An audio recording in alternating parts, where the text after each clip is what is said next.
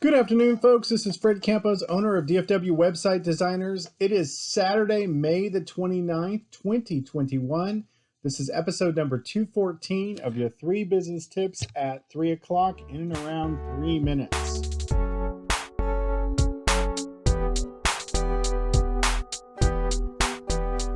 Today, we're going to talk about business obsession, using it from a good perspective. We're going to address loving your job, 10,000 hours, and mastery. There was a book written by Malcolm Gladwell called, I already forgot, Outliers. Yes, that's right.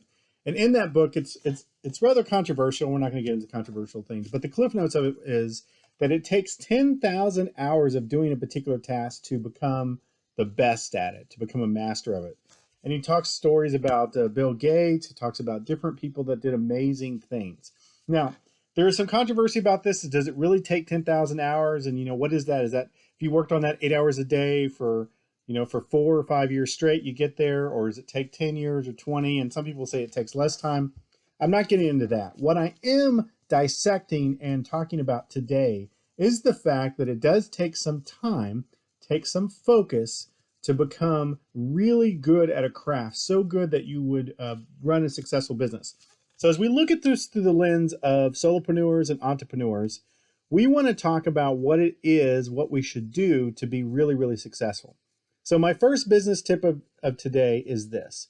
You have got to love it. As I deal with solopreneurs that are going into business, they're going into business because they like it or they think they can make money at it. But when you think about what it takes to be a mastery at something, spending 10,000 hours over the next 5 or 10 years, you better love what you do. Business tip number 2 is that it's going to take time to be a mastery at something, maybe 10,000 hours at it. Are you willing to dedicate and put in that kind of time to become really good? I was told the story, and I remember this as a kid because I took piano lessons. Supposedly this kid walks up to this concert pianist who just does an enormous job, and he says, "Ooh, I want to be able to play like you."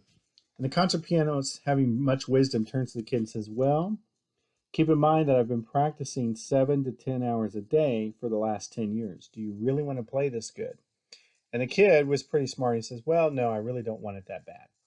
And that's my point. How bad do you want to be excellent? Do you want to be great at your task? If so, Maxwell may be right. It may take up to 10,000 hours to do that. Are you willing to put in the time? Business tip number 3 is talk about that concept of mastery. What does it take to be a master of something? I've been thinking about this as I've been teaching my son how to drive. I've been driving since I was basically 15 years old. So, I've been driving, 35 years. I think I have become a pretty good master of driving. What is it that is a mastery level of your task? Now, there's certain careers like plumbers and things that actually have a mastery schedule for it. But what is it to be the master CEO, to be the master business owner, to be the master of whatever you're doing?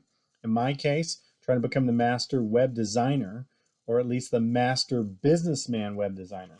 So what does it take to be a mastery? These are the qualities of excellence that you should be thinking about, solopreneur, small business startup. Do you love it? Are you willing to dedicate 10,000 hours to it in order to become a mastery of it?